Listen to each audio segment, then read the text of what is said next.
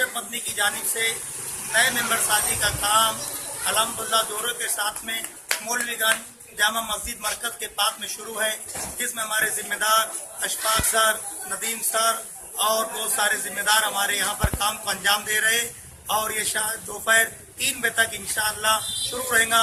जिन हजरात का अभी तक वोटर के अंदर नाम नहीं आया है, उनकी उम्र 18 साल से ज़्यादा हो गई, ऐसे तमाम लोगों से दरखास्त हुए वो जमीयत उलमा अरशद मदनी का कैंप लगाए।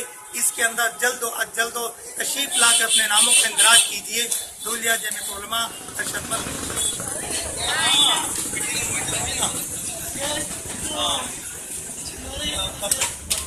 हाँ आए थे सर, पंजाब से करीब लोग आए थे।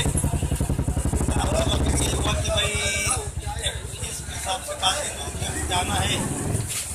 हाँ तो ये हुआ कि भाई मंगल के दिन तो वक्त में इस हिसाब से काफी जाके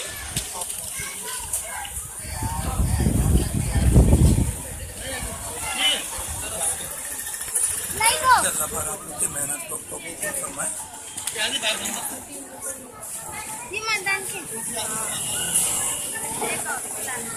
हाँ सर